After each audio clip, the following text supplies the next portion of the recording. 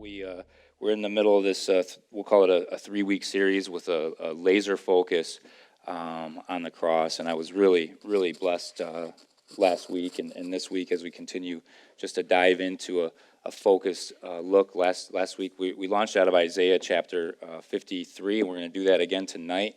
As I kind of set the table a little bit, maybe there's a few spots we're going to do some Bible flipping tonight, and John's right, it's going to take a little bit of time to go through this, but I think time well spent as we look to the scriptures and ask ourselves why the blood tonight. So Isaiah 53, if you want to turn to Hebrews chapter 9, that would be great. I mean, just to put your finger in a couple spots.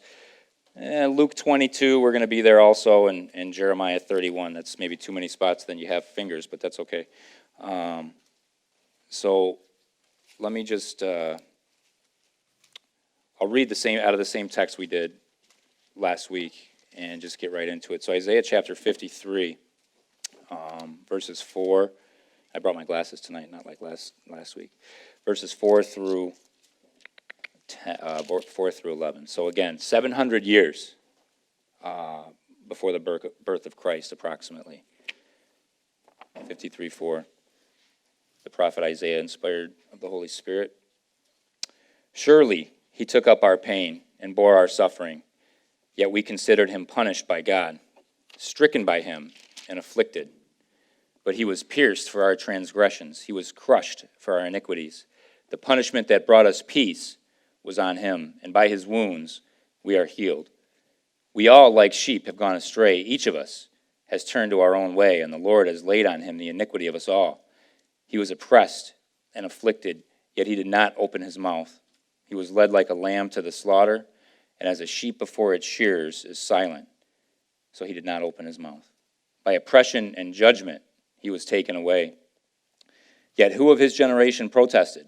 For he was cut off from the land of the living. For the transgression of my people he was punished. He was assigned a grave with the wicked and with the rich in his death, though he had done no violence, nor was any deceit in his mouth.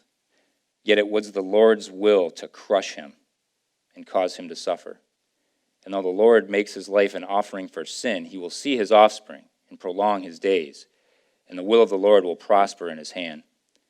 After he has suffered, he will see the light of life and be satisfied. By his knowledge, my righteous servant will justify many, and he will bear their iniquities. The word of the Lord, again spoken, prophesied 700 years before the birth of Christ.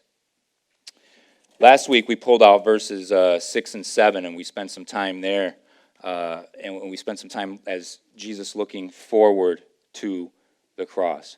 The Old Testament means of salvation through, at that appointed time. We called that the apex of human history, the crescendo of all human history, where humankind was redeemed that day on Calvary, on that cross. We talked about the Old Testament believers looking forward to the cross in a sense, and then the New Testament church looking back at the cross. And although he plainly communicated many times that just, in Matthew 20:28, he said, just as the Son of Man did not come to be served, but to serve and to give his life as a ransom for many. It was unclear that they didn't get it. They weren't necessarily illuminated by the Holy Spirit and seeing it. It was kind of veiled over their eyes. There was these types and shadows. What's he talking about? And those types of things. So through his perspective, we tried as best we could, attempted to see, maybe not, maybe more acknowledge and not fully comprehend, but maybe more apprehend from Christ's perspective, the cross, talking about how he had to carry that all of his knowing life, that he was going to go and die on the cross for the sins of mankind. And then looking at that from the people around him, their perspective as well, like, what's he talking about? Did the Old Testament believers really look for the cross specifically? And we walked through all that last week. And even though the promises were made, like here in Isaiah, 700 years before Christ, plenty of times in the Old Testament, Genesis 3:15, the promises of God always pointing towards a Redeemer. We looked at Job last week. We looked at some of those things. Even though the promises were made, Jesus clearly communicated it, articulated it with very words, I must die for the ransom, for the sins of many. The disciples, the learned of the time, the most religious elite at the time, missed it. Missed Jesus completely, didn't get it.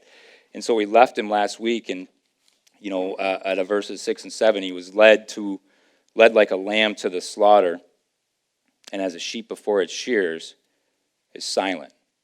So he did not open his mouth. We left him as he was approaching the cross, as sweating blood in the garden, betrayed, abandoned, denied, falsely accused and tried, heading to the cross. Quiet. And we left last week with the question, why? Why? Why did that have to happen? Tonight I'm going to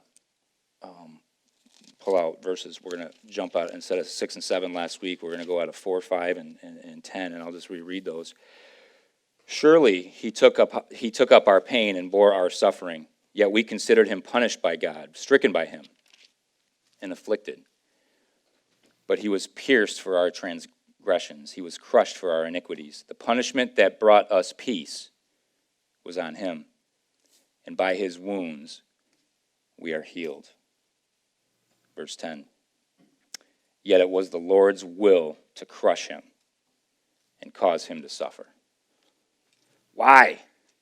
Why? Why did that have to happen? We take this story at the story of the cross.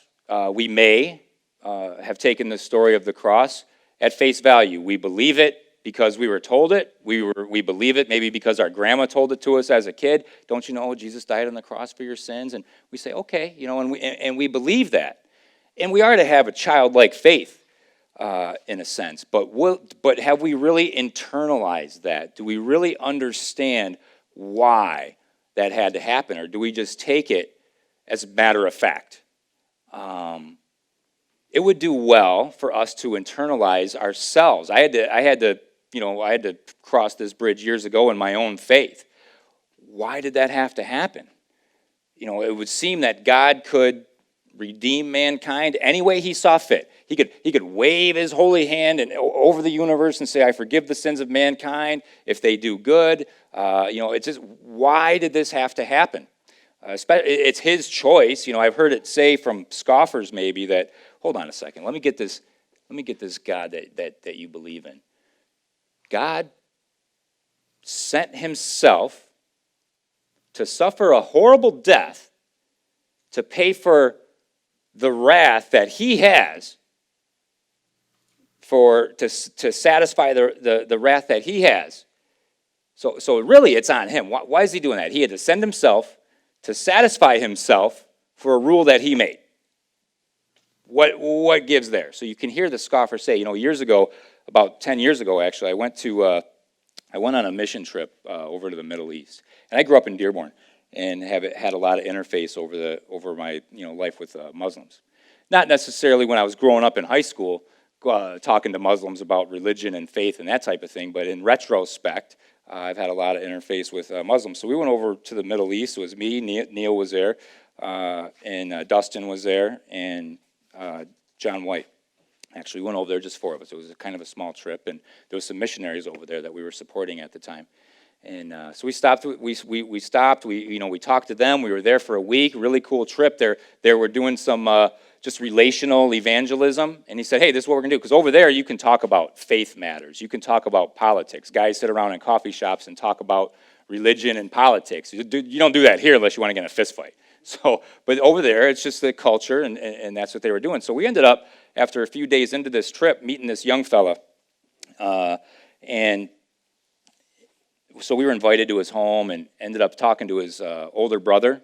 And there's a lot of scary stories that kind of go behind this. And praise the Lord, we're getting in vehicles. We have no idea where they're going. Are they going to take us and go cut our heads off somewhere or something like that? I mean, just crazy stuff, right? But we ended up talking, and that just opened up to a wonderful dialogue with this young fella's older brother. He might have been maybe 6 or 7 years younger than me at the time, but a very faithful family. And he's trying to convert me, and I'm trying to convert him, and we're talking about the differences in faith. And he could not get his head around why Jesus had to die on the cross.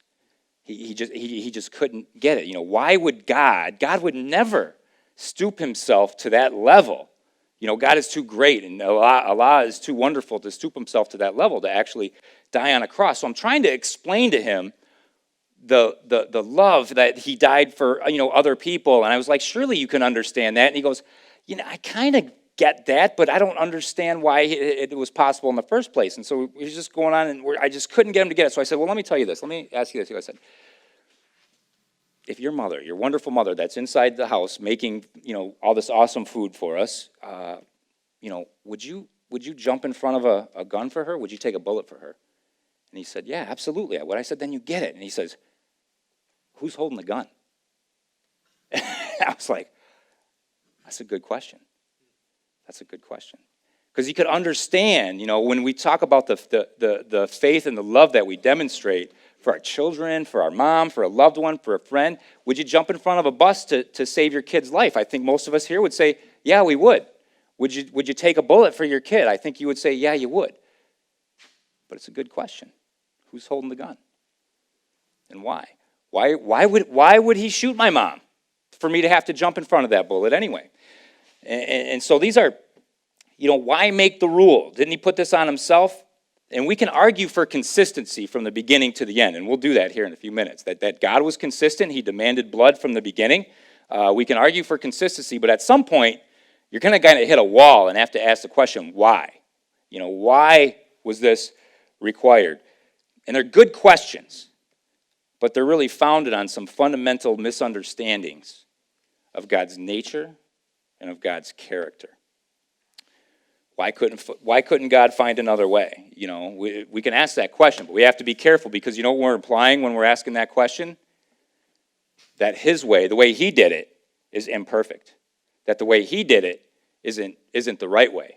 And that's dangerous territory when we're doing that. So we're kind of implying that the way he chose wasn't the best way. I'll remind us of Isaiah 55, verse 8, where he says, "For my thoughts are not your thoughts, neither are your ways my ways.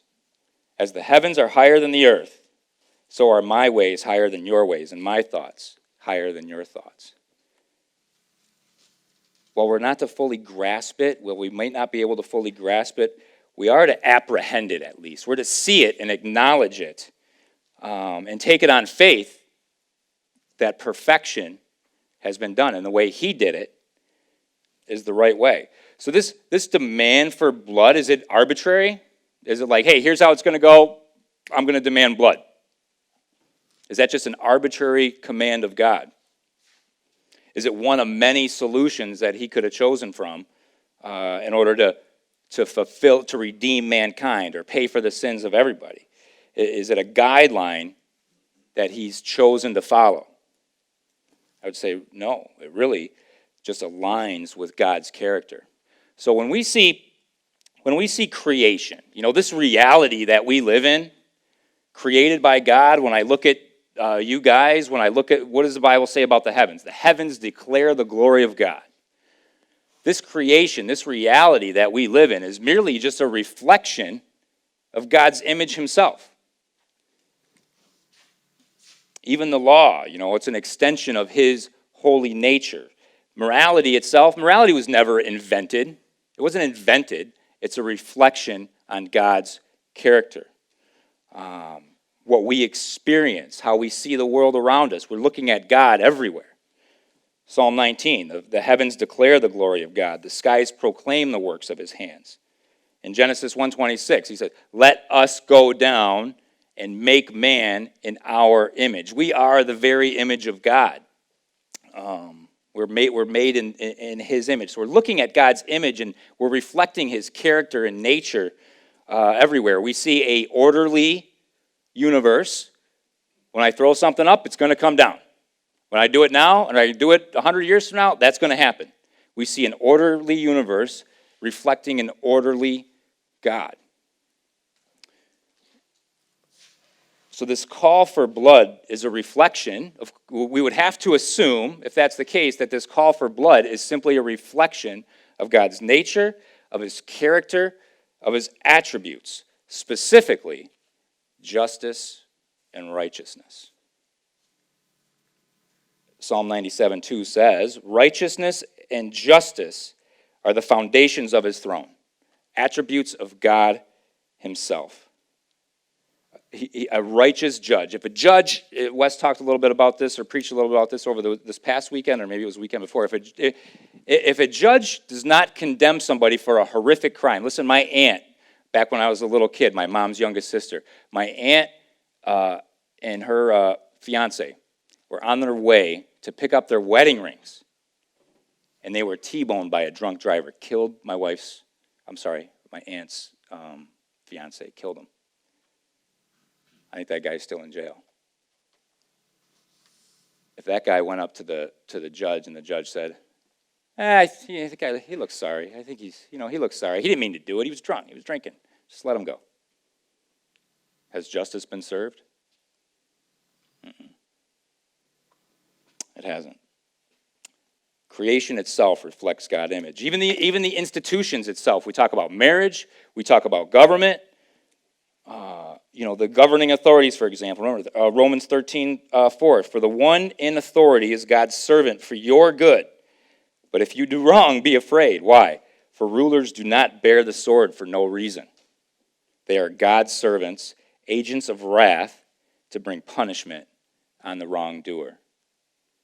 Where something is wronged, God has been wronged through sin, somebody has to pay. There must be punishment for it. In our earthly life, in the temporal world we live in, there are levels of punishment according to the level of wrongdoing we did, yeah? I mean, a sentence for first-degree murder is going to be lighter than a sentence for shoplifting. There are degrees of punishment for the wrongdoer. In eternal matters, for God's eternal judgment, to be at peace with God, to be redeemed, to have fellowship with God, his standards are unattainable. They're unattainable. They're above our level of performance. Now, is that fair? I'm not going to go down that rabbit hole. It's another question we ought to ask ourselves: is do we really understand that? Is that fair? Or for our eternal state, there are two options: spiritual life or spiritual death. And there's also levels there. That's another rabbit hole we won't get into, right? Spiritual life and spiritual death. This side of heaven or hell. And Romans 6:23 says, the wage of sin is death. All have sinned and fall short of the glory of God, right? And herein lies the problem. Sin, so everybody's guilty. Everybody is guilty of sin. The problem was people on the earth for 5 minutes. God created man in his image with free will. In the first generation, simply the commands of God: hey, don't eat from that. You can have anything you want. Rule the earth. Don't eat from that tree, the knowledge of good and evil, or else you'll surely die. Oh, that's a good-looking apple. Eats the apple, done. Sin entered the world, disobedience of God. Sin entered the world from the very beginning, resulting in the first promise from the Lord back in Genesis 3:15. He will crush your head and you will bruise his heel. You can go back and read that first promise that God made to mankind. So what did he have to do? He had to cover their sin. Sin happened. He didn't want to. It caused a spiritual death. It caused a decay to the earth itself. You can go back and read through Romans 8. It's been broken. Paradise created to paradise lost in the garden. To cover that first sin, blood was shed for the first time. You can see, you can go back and read it in Genesis 1 or Genesis 3, where Adam and Eve were what? They were naked and ashamed in front of the Lord. They weren't before that sin. So what did he do? He covered them with a skin. How did he get the skin? He had to kill something. He had to kill something to cover them properly. Their sin was covered. Blood had to be shed, going back from the consistency, way back from the beginning. And since then, blood was consistently shed to atone for the sins of mankind, to appease God, to cover the sin, to pay for the sins of the people, to purify a covenant or a promise. It was covered or sprinkled with blood. Something or somebody had to pay. And people have been excellent sinners. We are excellent sinners. The amount of blood that has been shed in the name of sin is incomprehensible. What they used to do back in Israel, the bulls, the goats, the rams, a lot of blood was required because there was a lot of sin. And there was lots of wrath. So the wrath of God on sin, constantly, kill it, sacrifice an animal. We've been excellent sinners. Nahum chapter 1, that's not a word, a prophet you hear every day, but talks about the Lord's character. The Lord is a jealous and avenging God. The Lord takes vengeance and is filled with wrath.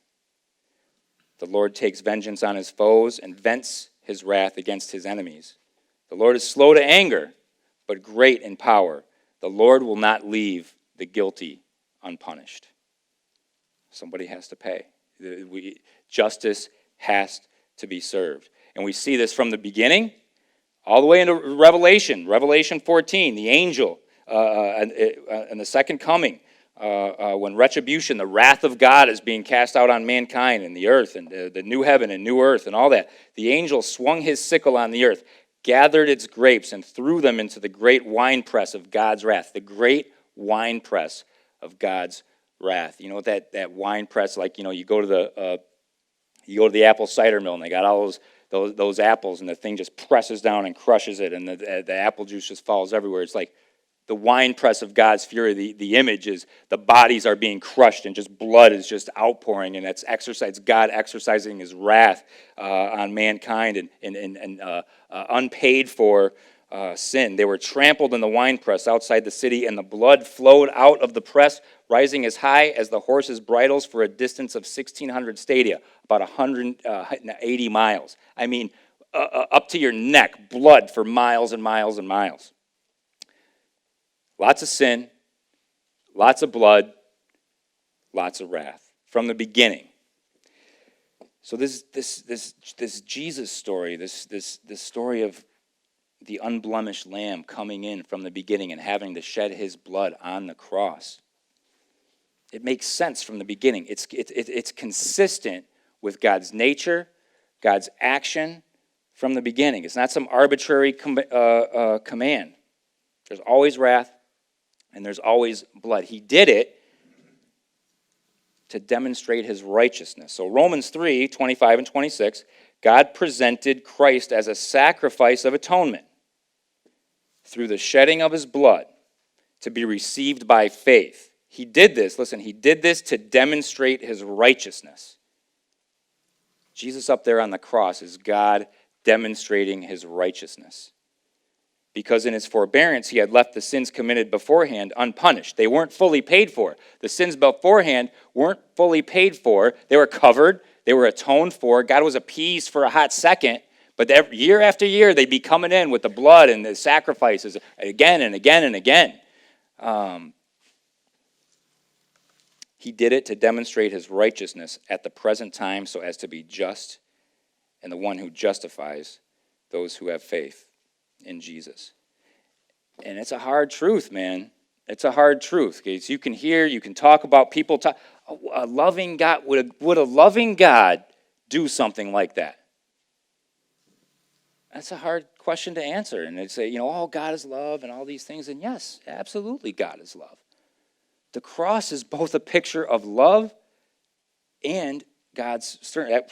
I'm not going to say it. Romans 11:22. Consider or behold the kindness and sternness of God. Listen to that. Romans 11:22. Consider the kindness and sternness of God. That's the cross. It's both the kindness and sternness of God. Think about that. Why the blood? Why blood? Leviticus 17, back in the early Levitical laws, he's rolling things out, and he says, For the life of a creature is in the blood, and I have given it to you to make atonement for yourselves on the altar. It is the blood that makes atonement for life. If you were to cut me here and I was to bleed out, I would die. The life of a creature is found in the blood. And he says, I have given it to you to make atonement for yourselves on the altar. A lot of sin. A lot of blood. Solomon, when dedicating the temple, 1 Kings chapter 8. This is just one of many. Then the king and all Israel with him offered sacrifices before the Lord. Listen to this. Solomon offered a sacrifice of fellowship, offerings to the Lord, 22,000 cattle and 122,000 sheep and goats. You read through that, and that's just one. I could have written down a whole thing. Hundreds of thousands of sheep and cattle and goats and doves. I mean, the city was a bloodbath. It was a bloodbath to appease God. It's what we're saved from. It's that wrath of God. I had a guy ask me once, I'm on a road trip down to Indiana, and this younger guy is about 10 years younger than me, and we get in the car for 3 hours or so, and we're going to talk about eternal things more than likely, or I'm going to try to anyway. And him and his family go to church and talk up, and he says, Steve, I hear you say you're saved. What does that mean when you say that? And this is a churchgoer, and I'm thinking, okay. I'm like, well, listen. What is the gospel? The gospel is the good news, right? Well, there ain't good news without bad news. It's just news, right? But when you're looking at the bad news is the wrath of God is coming, and you are either the object of God's wrath or you're the object of God's righteousness. If we're not saved, we're the object of God's wrath. So when we say we're saved from something. We're saved from eternal separation from God. We're saved from being the object of God's wrath, and that's what we're saved from. And you just see that, you see a glimpse of it with hundreds of thousands of this blood everywhere. Was God bloodthirsty? No, I don't think he preferred it that way, but it was necessary. I don't think he prefers it that way today. Ezekiel 33 says, I take no pleasure in the death of the wicked, but rather that they turn from their ways and live. 2 Peter 3:9, the Lord is not slow in keeping his promise. What promise is that? The promise that he's coming back. Where is this Jesus? He's not slow, as some understand slowness. Instead, he is patient with you, not wanting anyone to perish, but all to come to repentance. I don't think it's the way he prefers it, but it's necessary. The wrath of God, it's a serious thing. So is his patience and love. And we see both sides of the spectrum in that Romans verse. Consider or behold the kindness and sternness of God. And we see that on the cross. From here, about 100 years later than Isaiah, we see the prophet Jeremiah 31. So it was like that. It was like the blood continued to pour out year after year. The blood was spilled. And it continued. And we see, Isaiah, 100 years earlier than these verses, talked about the suffering servant, that he paid for the iniquity of our sins, that this was coming. In Jeremiah 31, I think. Yeah, 31 through 34. Jeremiah 31:31. I wasn't always to be like that. The days are coming, declares the Lord, when I will make a new covenant with the people of Israel and with the people of Judah. It will not be like the covenant I made with their ancestors when I took them by the hand to lead them out of Egypt, because they broke my covenant, though I was a husband to them, declares the Lord. This is the covenant I will make with the people of Israel.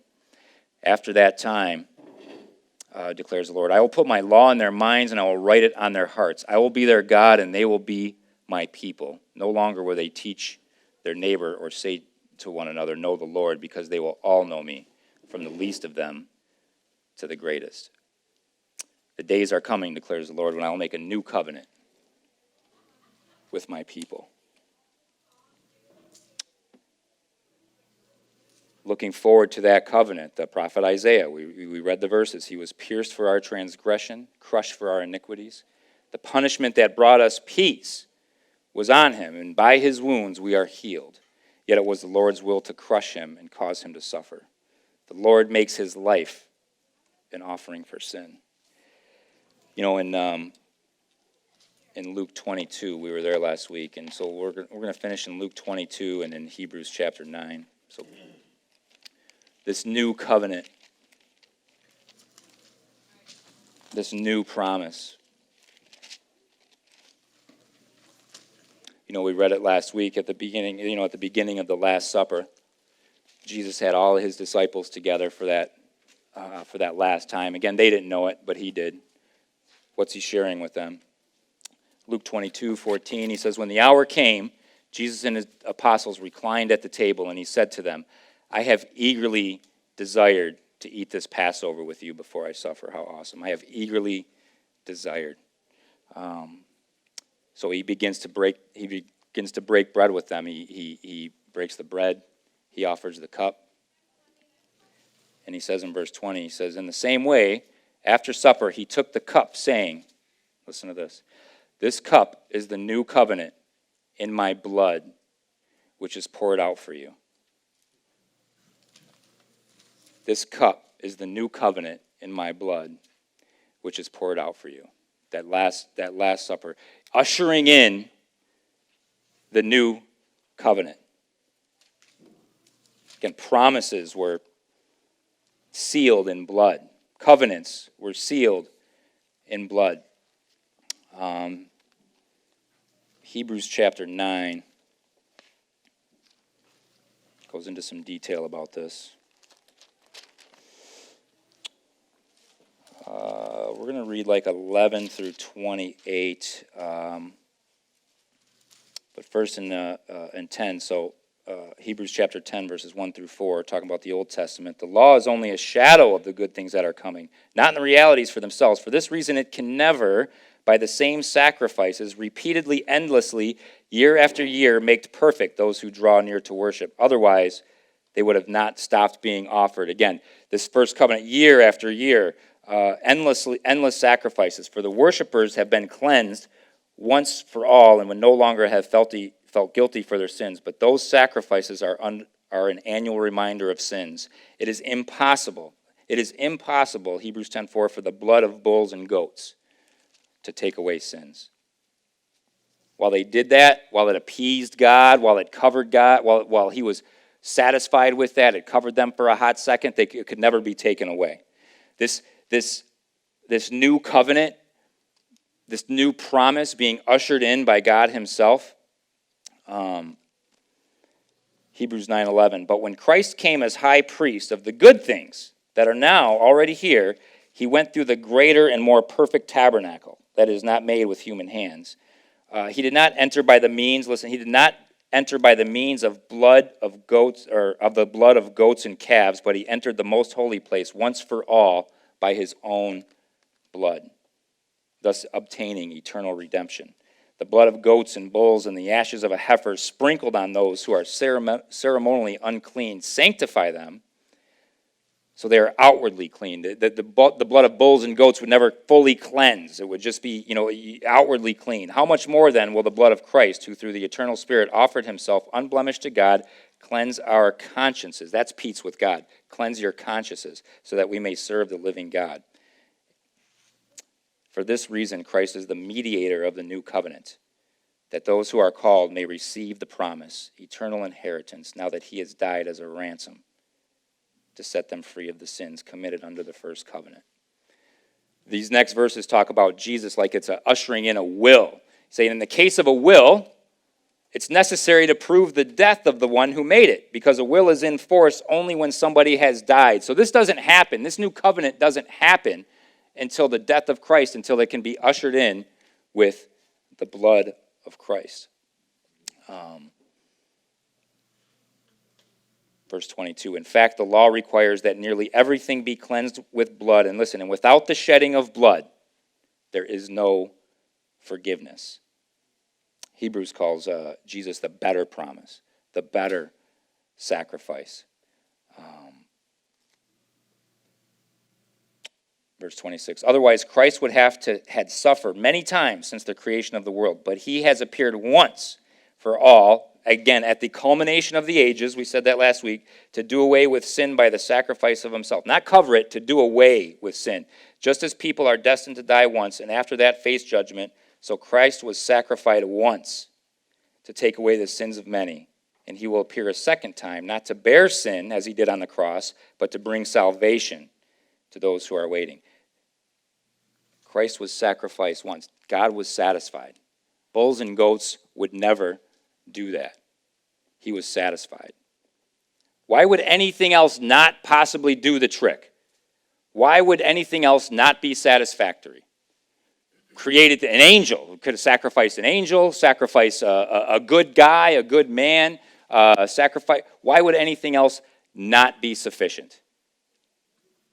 Sin created an eternal problem, which needed an eternal solution.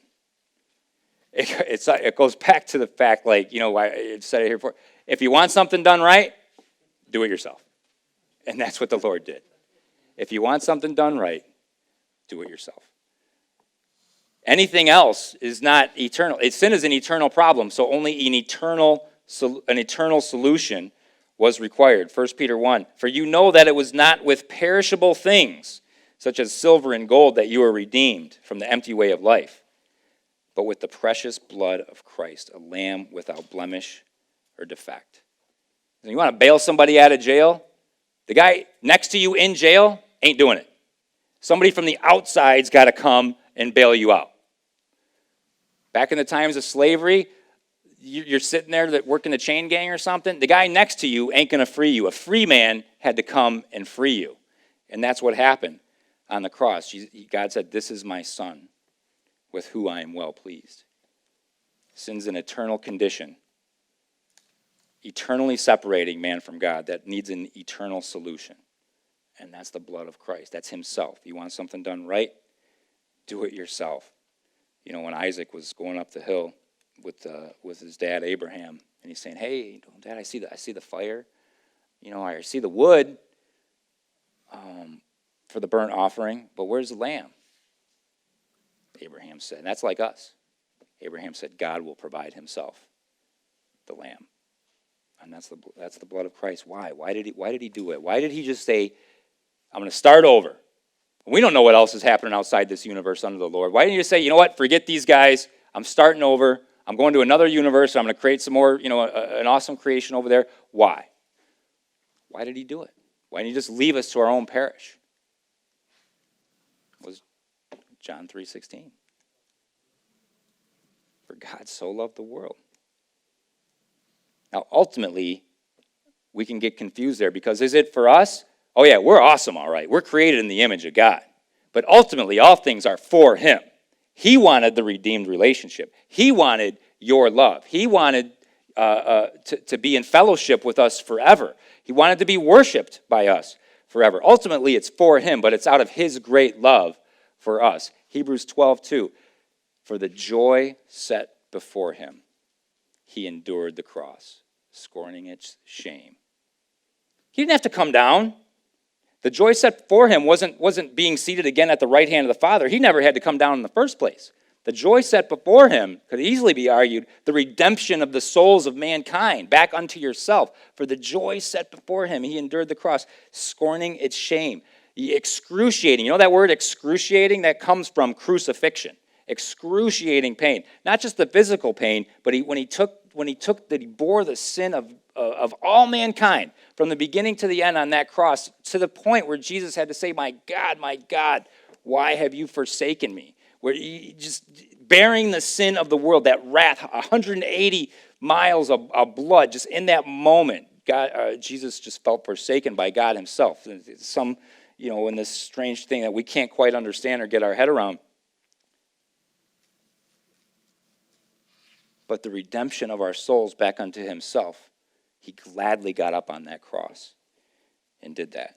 God made him who knew no sin to be sin for us so that we might become the righteousness of God. And when he said those last words before he took his last breath and he says, it is finished, Nothing more to add, no more animals to kill. That blood fully satisfied God. God's call for blood is a demonstration of his righteousness, his justness.